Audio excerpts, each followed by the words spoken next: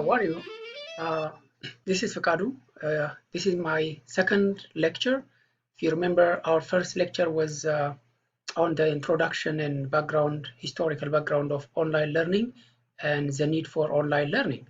Now, the second lecture, which is part of the online learning course, is about the traditional and the online learning education differences and the myth and facts between online learning.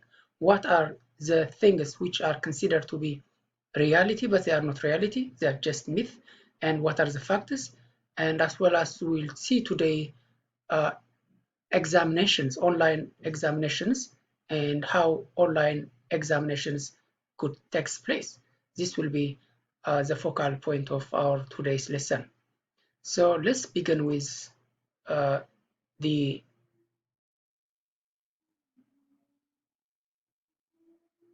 okay, yeah. Let's see the resources and activities. The resources and activities are the things or the digital contents which we include in the online learning portal, which is called Learning Management System.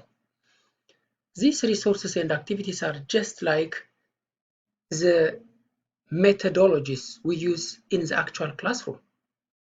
Teachers has usually produced their lessons according to the pedagogical principles, which they call it didactic principles. A full lesson has different parts. It should have introductory part, it should have presentation part, evaluation or stabilization parts are the four parts of every lesson. Just like the actual lesson, the online lesson or the online classroom has also involves these four elements: introduction, presentation, stabilization, and evaluation parts. Which means a well-designed 100% online course can present the following resources in one or the other parts of the didactic principles or parts of the course or the lesson. These are the course includes ebooks, electronic books in the form of PDFs or Word documents or any other formats. It should have a textbook, which gives for students. Textbooks are also called course books. So the major book students use to do their teaching learning process. That is the major reference sources. And there should be journals or journal articles according to the chapter, specifically supplements that part of the lesson. So an online lesson, which is a good online lesson, should have video lectures, just I'm doing right now. It should be recorded lectures.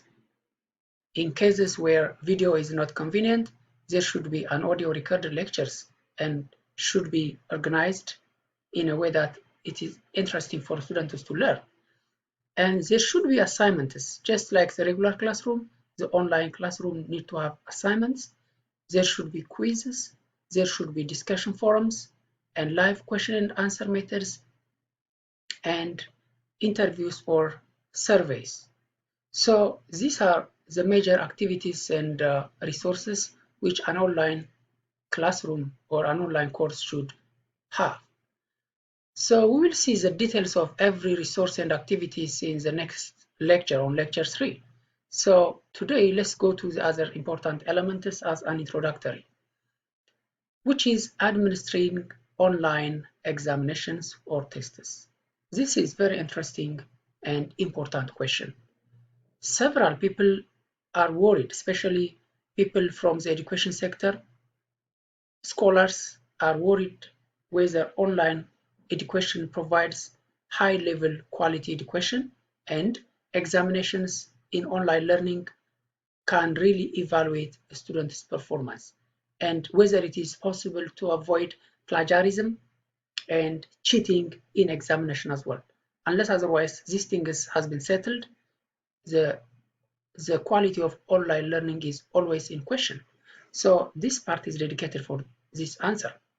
In general, everyone, whether it is online tutors or institutions or the government body, must make sure that cheating is not possible or at least should be reduced to the level it feels not present. How? Online learning has several technologies which are embedded with the learning management system and which helps us to solve this problem. We can see into separate sections. The first section is before the actual examination date is approaching, because the students are evaluated not only by examinations, by assignments or papers or homeworks or term papers or researches. So this is one of the evaluation mechanism.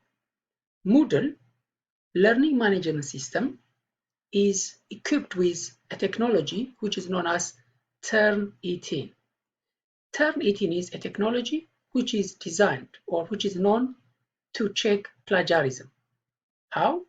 We'll see it in its own part, but to give you a very brief, this software helps the instructor or the professors to run the assignment which is submitted by the students to this system, and the systems has already established with a connection of millions of databases worldwide. So any part of the course, any part of the assignment which is taken from other sources without properly citing and accrediting will be rejected or will be reported as plagiarism. And the system exactly tells the instructor or the professor that this student has copied like 20% of his work from other sources without modifying it. It probably reports out it is 80% is plagiarized or taken from some other sources. And also the system exactly tells you which part of the internet this section is taken away. So it is very, very pretty technology, and you will see and you will experience it when you start using it. So this technology, the Turnitin, helps the instructor and the university in general to reduce the cheating tendencies of students during their assignment. Once the assignment is done, or research papers or theses or dissertations have been evaluated for this, the other important issue is how about the real exams or final exams or tests? How can we control this? Now, this will bring us to the other issue, that is the use of video technology or live video projector technology to evaluate students' examination. Just like the actual classroom examination process, during the examination, three parties involved. At one end, there is a student. The other end, there is the instructor or the administrator who is going to check or invigilate the examination process. This is usually done through video. Just like, for example, you can imagine I'm doing online examination, online test right now. If I'm doing my test from this laptop, then I have to turn on my camera just like I turned it on right now, and I have to work on. And the instruction says the student cannot turn his face this way or the other way. He has to strictly follow and stare at the computer and do his work. If there is any kind of movement, so the investigator or the proctor from the other end of the world will check it. And this is one element. The second element, by turning video simply cannot guarantee that there is no cheating. There are policies. One of the policies says the students cannot involve any other person in the room where they are taking the exam. If the investigator or the proctor has found out there is somebody else in that room, whether it is your bedroom or your living room or your office, if there is anyone around, then your examination will be disqualified. It will be cancelled. How does the teacher can check that? Or the invigilator or the proctor can check that? He can ask occasionally to turn his camera 360 degree and show us what is around. The other one is there is a software it's called ExamSoft. Actually, it's not only one software, there are plenty of softwares which has two major purposes. The first purpose is those softwares will lock out your browser. It means if you are using your computer, you cannot Google and try to check anything from website, because at that time your laptop or your computer will be freezed, and it's not possible to use as an internet source. It's not possible because of that examination. And the university has a rule. Any student who's going to take that exam should download that software, which during the examination, he has to turn on during the examination, and that time his computer will be freezed. Other time he can off that system and work. And the invigilator or the proctor at the other end of the corner will check everything what is going on his computer. For example, if the student is plugging in flash disk or screenshot the computer, everything is under control. Nothing can be done while that software is installed during the examination. So these kind of technologies, along with the video proctoring, and in recent case, especially recently, now the artificial intelligence is also implemented during examinations.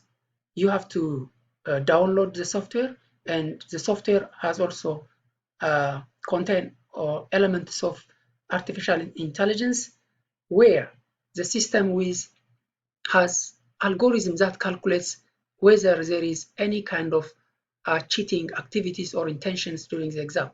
And if the system feels, or the AI tells the proctor that there is something going on, then the proctor can stop and ask for clarification, and the student has to clarify, otherwise the examination will be turned down.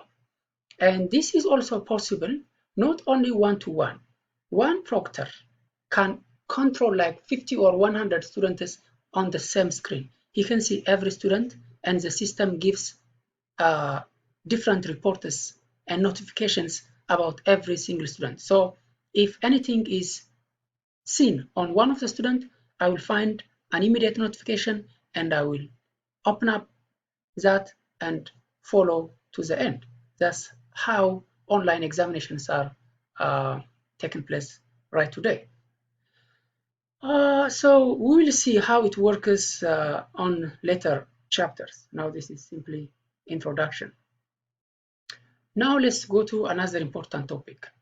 That is the support for online learners.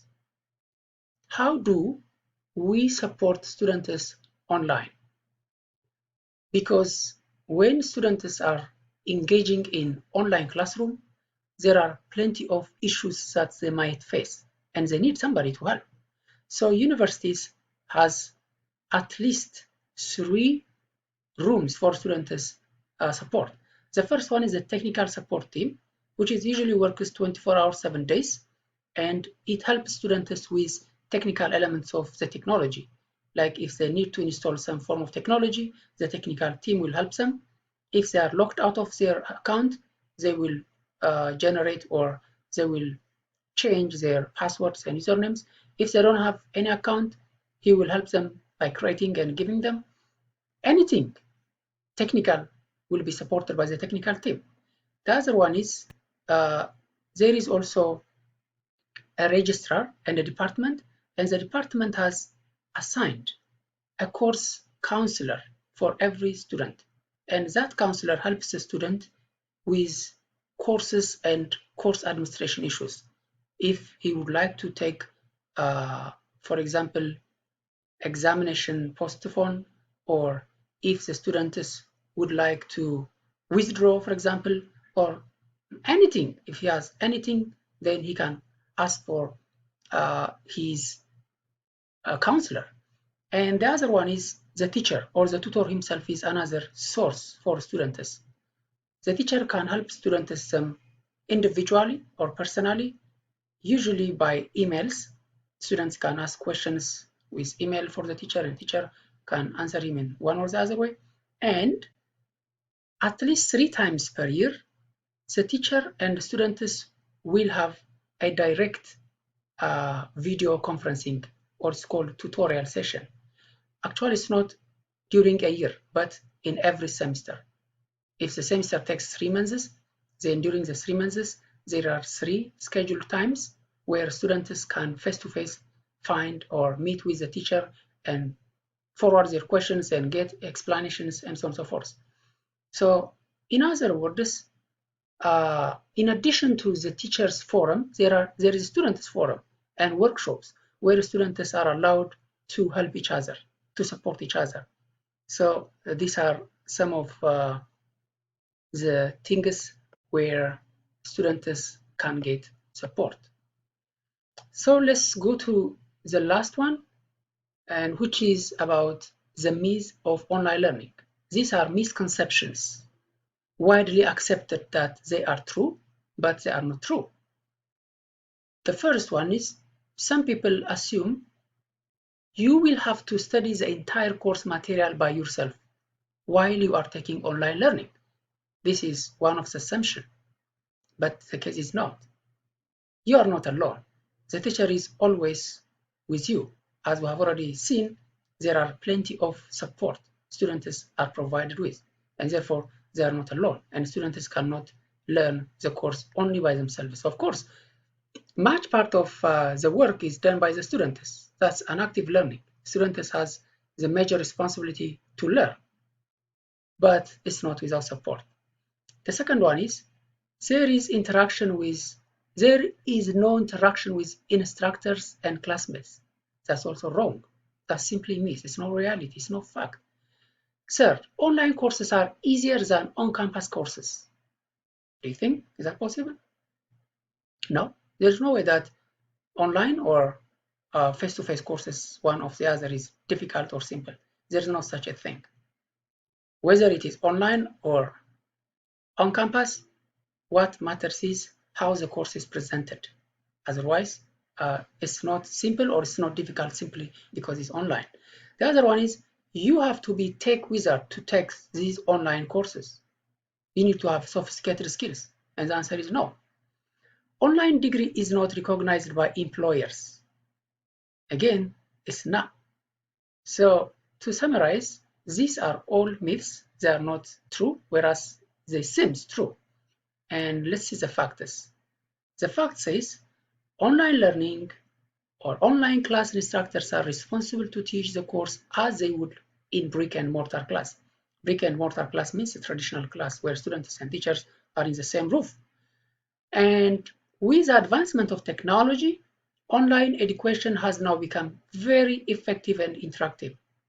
We will see it later on, what kind of activities and resources we have for online teaching. The third one is these online courses are as challenging as their own campus counterparts. And the fourth one is to pursue an online course, one doesn't need to have any prior technical knowledge. Online degree is not recognized by employers is another question, but the truth is it is recognized. I think this is the other part. It's not from here. Let me delete it. So to pursue an online course, one doesn't need to have any prior technical knowledge. Yes, you probably need only to have a basic computer skills, just like Microsoft Office Word or opening or closing your laptops or using cell phones or tablets. If you have that kind of basic knowledge, you can pretty learn online. Online courses are considered reputable enough to be recognized by employers. In fact, many employers themselves have their degrees through online learning, through distance learning. So there is no problem with recognition. So this brings us to the conclusion of our second lecture, which is about the question, which one is better? So online learning is easy, affordable, comfortable, but the catch is for online college, students have to be highly organized, motivated, enjoy learning at their own pace. This is one. We cannot simply say this one is better, this one is not better. Depending on the contexts, there are some cases where online learning is better. There are some cases where face-to-face learning is better. Unlike a decade ago, employers today no longer automatically perceive online degrees or distance education as inferior as second class. They have already understood. Look, online learning, the technology is completely different. When it starts, distance education might be with plenty of problems, but now online education is far much better and different than online learning.